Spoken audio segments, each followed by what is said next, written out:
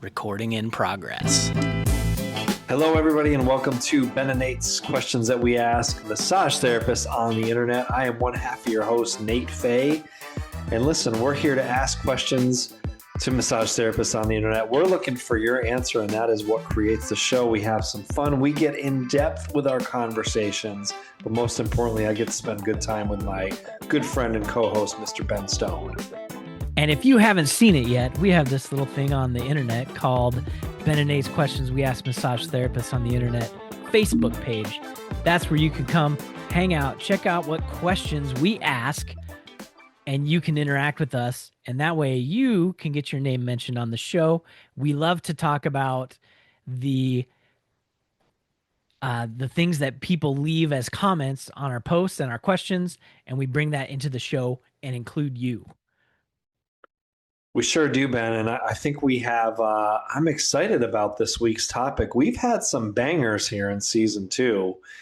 And do you want to get to it, or do you got anything else that you want to ask me or talk about, or what do you want to do? Let's dive into it, because like you, I'm kind of excited about this one. And as I think I said this in one of the previous episodes, our best episodes are yet to come. That's right. That is right. So the question, go ahead, buddy.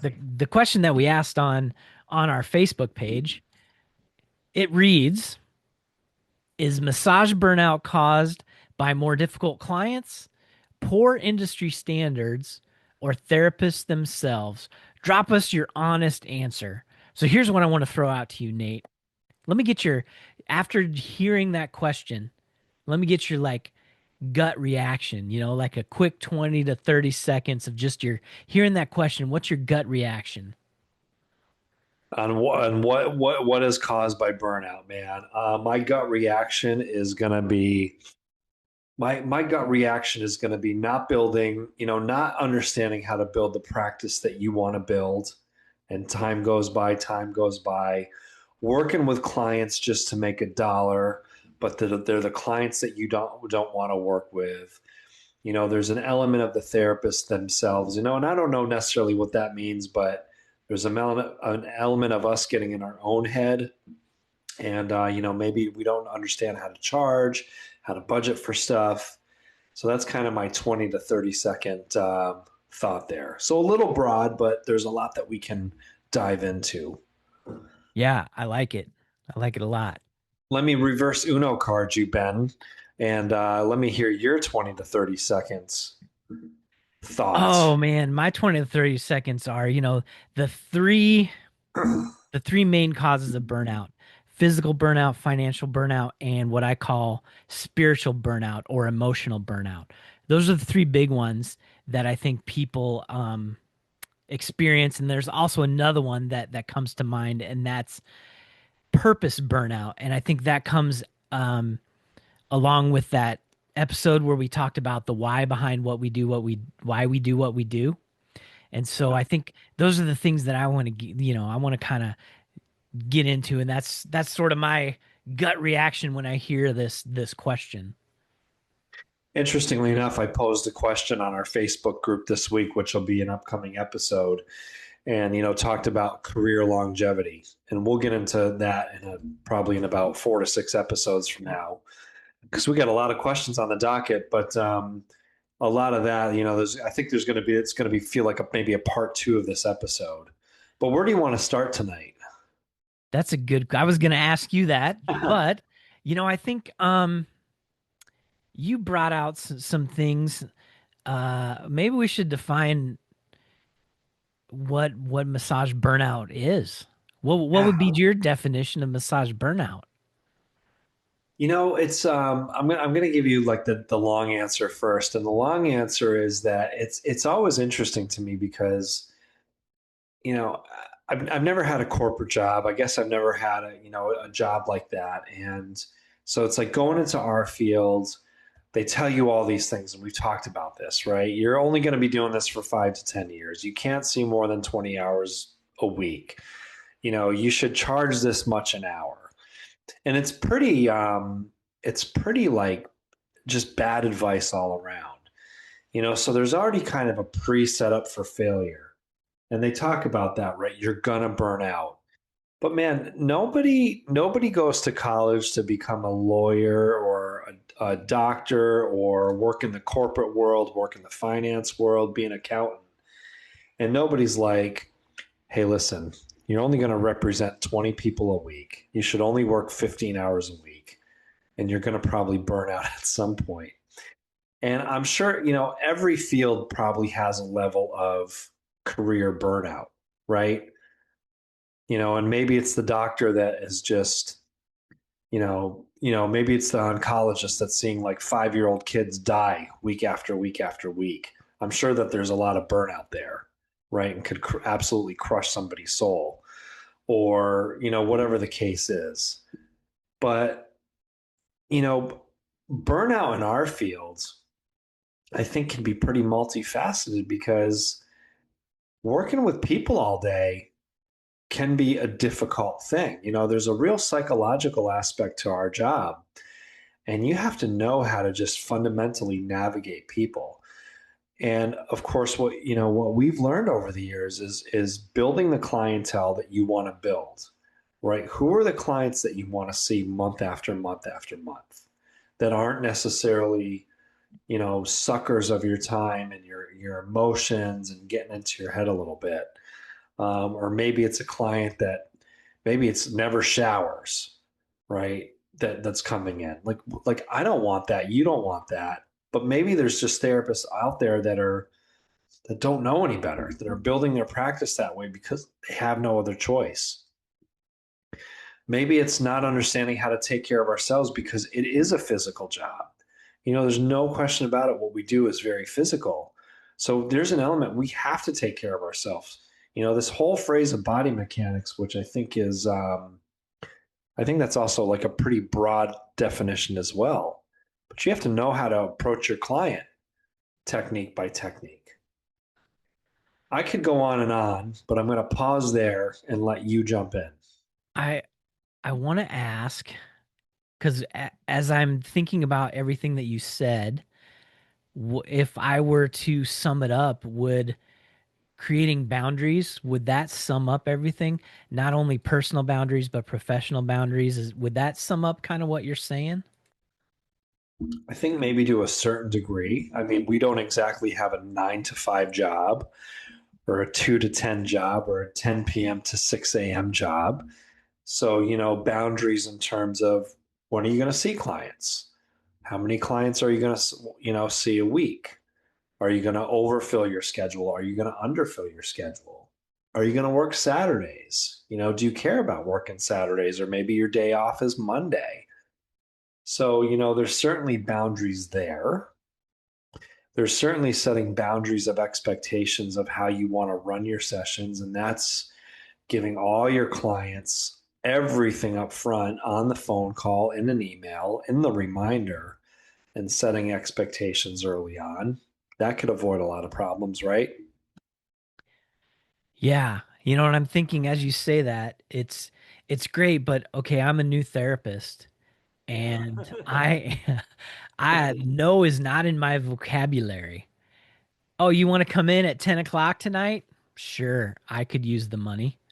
Yeah. Oh, you want to come in Saturday morning at 6 a.m.? Sure, I need the money. Like, I think about when I started, no was not in my vocabulary. Nobody had taught me the value of trying to, find the people that you want to work with. And if someone says, "Hey, I want to come in at 6 in the morning," and you say, "That's not really my time of day," we can do, for whatever reason, and you start creating those boundaries from the Right. get-go, but you're also saying no to making money, which if someone's got to pay rent, it's kind of important. Yeah, it sure is, Ben. And 20 years later, I hate to say it, but once in a while, man, I got a 16-year-old. Once in a while, I gotta say yes to things that I don't necessarily want to do. But to me, it's no different than the police officer taking a Sunday night shift to get time and a half. And there's some weeks where I'm just like, you know what? I got to do a little extra this week. However, that's probably it's not totally different, but it's also a very different thing than that beginning therapist saying yes to everybody. Yeah. I'm certainly not saying yes, come in at 6 a.m. on a Saturday. There's boundaries there, sure. Yeah. Well, and that's part of the question is massage burnout caused by difficult clients, poor industry standards, or therapists themselves. So, you kind of mentioned some of the things about difficult clients. I mean, what would you put under the category of difficulty with clients? Oh man, that could be anything. It could be as fundamental sounding as the client that's 5 minutes late all the time. Oh, I got stuck behind a school bus. I got stuck behind a truck. They've got more excuses, but they're always 5 minutes late. And that gets like a little annoying, right? So that could Yeah. maybe start to cause some burnout with that client. Or maybe it's the client that you know tries to maybe shift your focus in the session.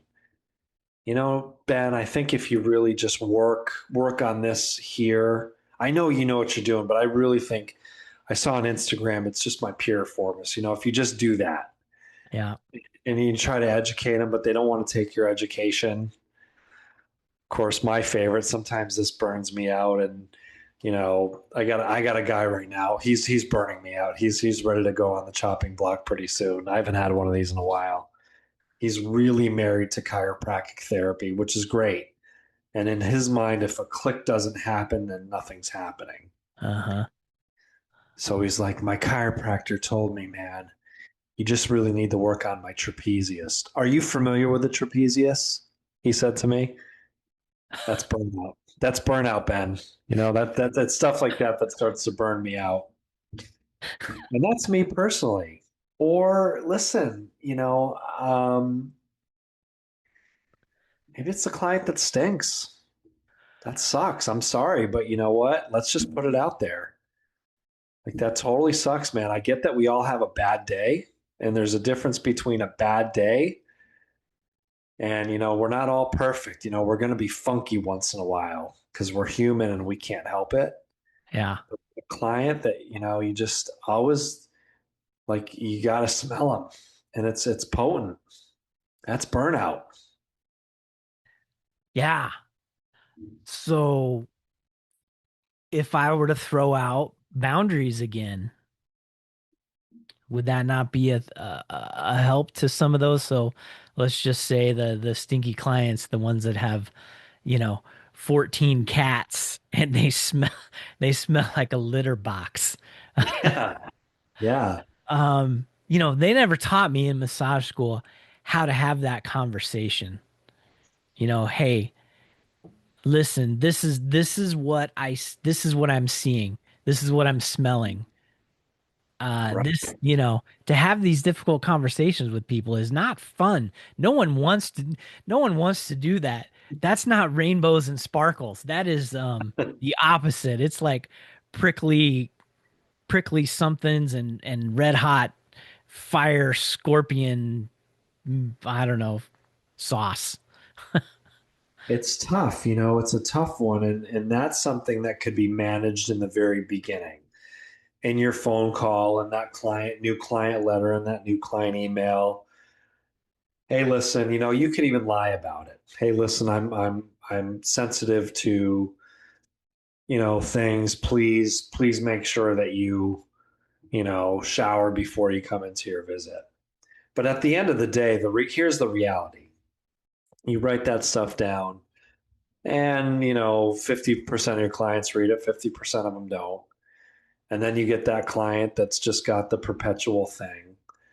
And I always, think about this. I think one of the hardest things for us is that we play the role of therapist, we play the role of front desk person, and front desk people are ultimately there to be the bad guy. No one blames the doctor in room 3 for their front desk person laying down a rule. All of a sudden it's Denise at the front desk was a total asshole today. But boy, I love Dr. Hockenspiel in the back. He's a good guy. She's a good guy. Dr. Hockenspiel sounds German. It's possible. I like that name. Poor Um, Denise, though. Poor I Denise. know. So yeah, and I love that analogy is we have to wear all these hats and we have to be the bad guy. And sometimes those people aren't our people and we just have to let it go. And in the grand scheme of things, are you burning a bridge by not wanting to see somebody? I don't think so. I think you're protecting yourself. And if that person is mad at you, and that upsets you because someone is mad at you, I think there's other things going on that maybe you should look at is because should it really bother you that much that you're protecting yourself? Yeah. Yeah. Yeah. Ultimately, you got to protect yourself. And, man, we want you to have a long career. But what about, setting the expectations of like how many clients, what's your max amount of clients? I think that varies for everybody. Some people, do it great seeing 20, 25 clients a week. Some people do it great seeing maybe 15 clients a week. Therapist that works in my office, she likes about 15 clients a week. Man, she's happy. She's happy. I'm happy. And I like seeing more than that. That's just me. I like to keep my hands busy, no pun intended. Yeah. But you have to watch that too, right? What you have to just find your number and not necessarily let anybody set that expectation for you. Yeah, and I think we talked about this in the past with setting prices and that kind of thing, but you have to decide how much do you want to make, and so your workload has to support that. And, Jim's workload down the street is going to be different than Julie's workload, across the way. Everyone's going to have a different workload. So, do you let that influence you? A lot of therapists let other therapists' prices influence their price. Like, oh, so and so's charging this. I want to be average and, you know, I don't know. I could Yeah, go but on. yeah, I know, but and I'm with you, Ben. I hate that. I hate when people tell other people, "Oh, you should be charging more. You should be charging this." It's like it's none of your business. You don't know. You don't know why I'm thinking the way I think and Yeah. whatever. But with that financial part of it, what nobody tells you in massage school or to the new therapist, there's you have to think about where your dollar's going that you're getting paid, right? Because you're in that room, let's just say an hour, let's just say the standard hour. Okay.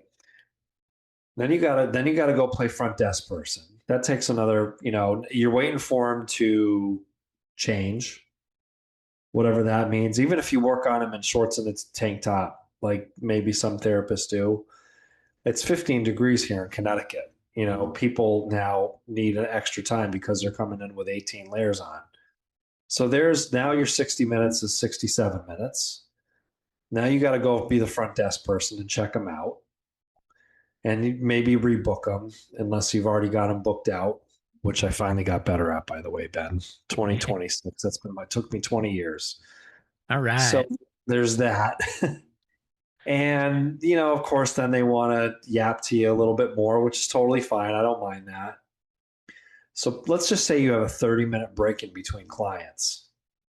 That 30-minute break has now been reduced to 12 minutes. And you still got to wash your hands, probably go to the bathroom, maybe. Yeah. You And you got to take care of yourself during the Yeah. day. Turn over the room, clean up stuff, all Drink the a little, things. drink a little beet juice, and Yeah. you know, Yeah, it's tough. So, when you're I don't want to get too much into this, but when you're making your prices, you have to factor that in. You're not charging for 60 minutes of massage. You're charging for an hour and 12 minutes of yeah. your time, an hour and 17 minutes of your time. And then there's responding to emails and phone calls. Yeah. Then you get the client. Now, let me ask you this. I don't want to get too off topic because you and I are good at that. So let's get off topic. What, Yes. so you probably have a client that you're seeing that got into an auto accident and, wants a quick letter to their lawyer or, hey, can I just get a summary of my visits to submit? And, I do that for people. Do you charge for that? Right.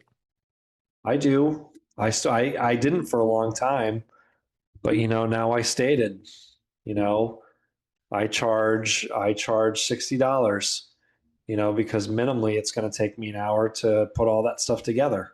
Yeah. And I say if it's any more than that, and I say it's an additional $30 per hour because It's I good was to be getting prepared for all that stuff. Yeah. well, and Ben, I was getting burnt out on that a couple of years ago. I was getting burnt out on those requests all the time.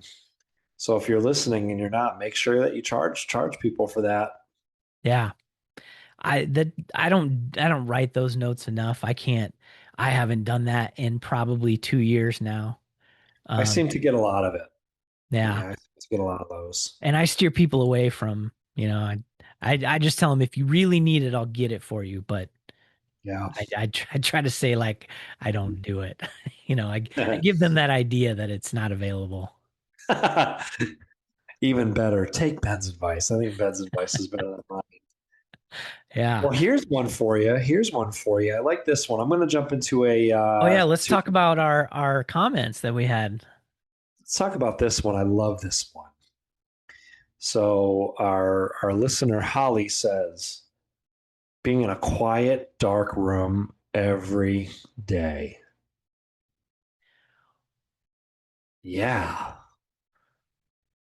Where would that fall as a category under burnout? Would that be physical, financial, spiritual, emotional, or purpose burnout? I think I would put Ooh. that under the emotional burnout or the spiritual burnout. Yeah, I do too. I do too.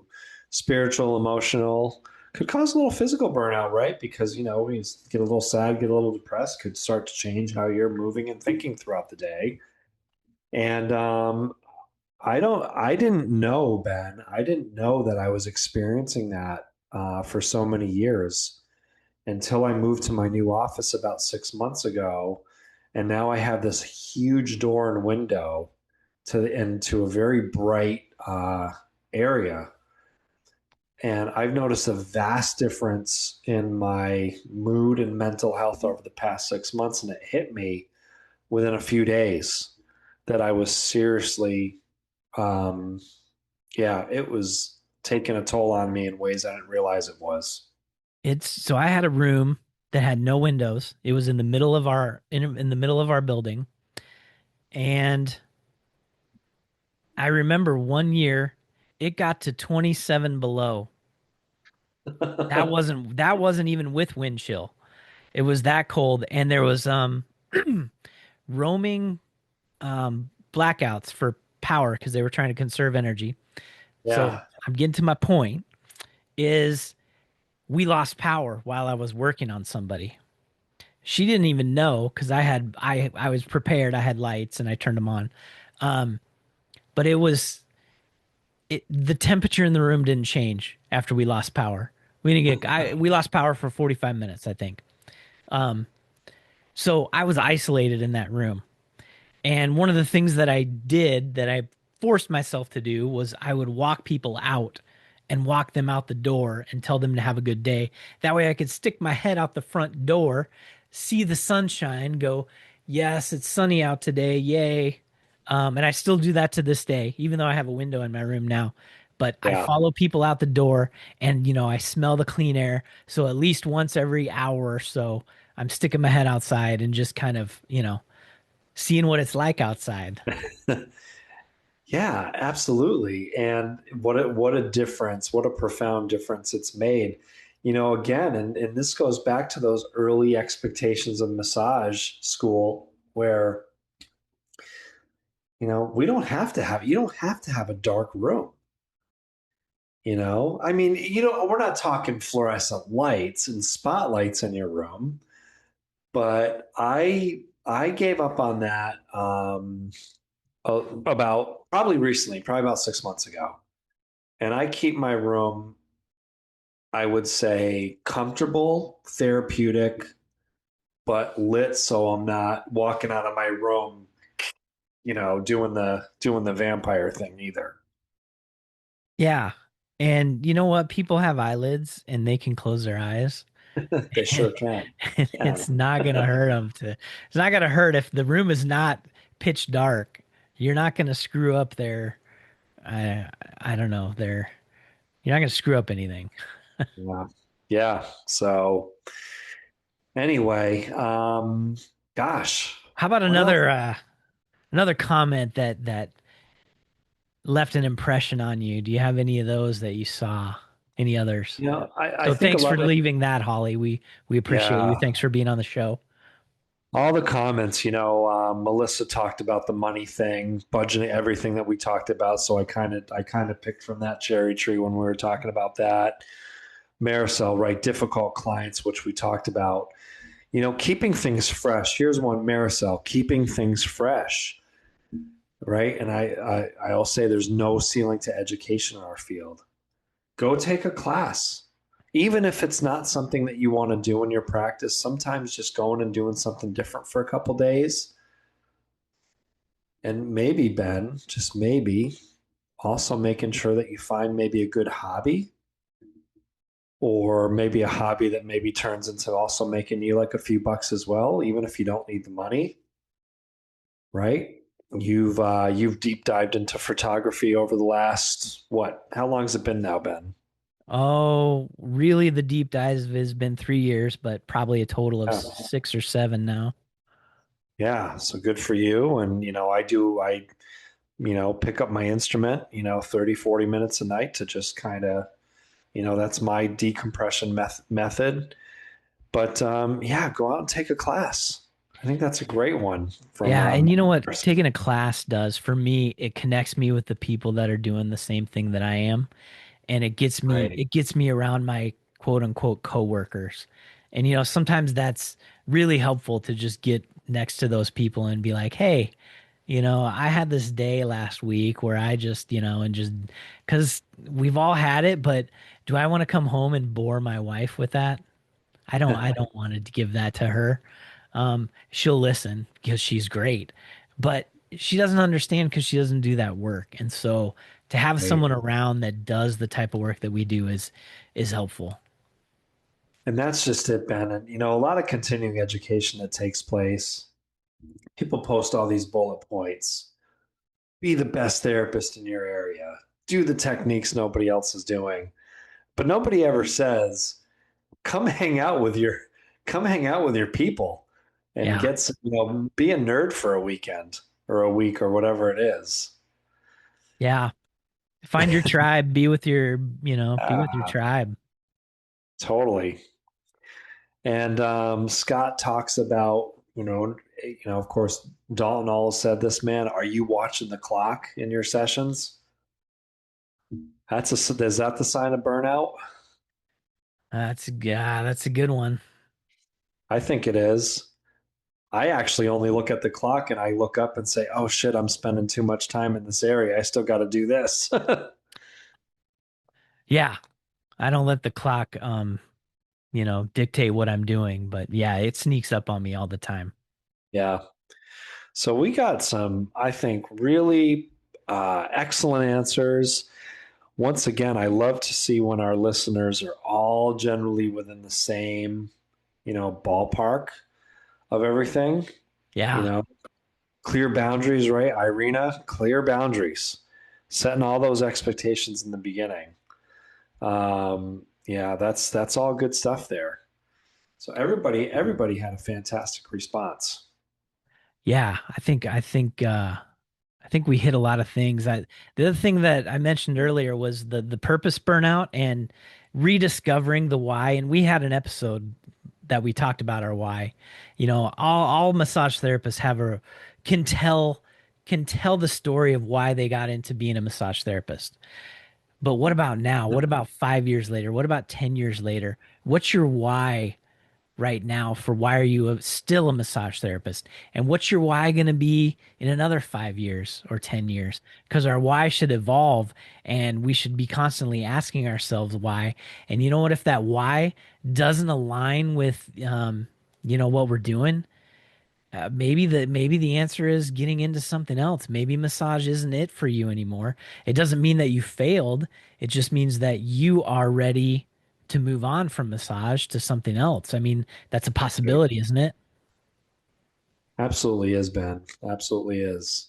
So I'm going to bring back a question that you and I have not asked in a long time. Are you ready for this, Ben? I'm ready. What was your favorite answer this week? What was my favorite answer this week out of all the comments that we had?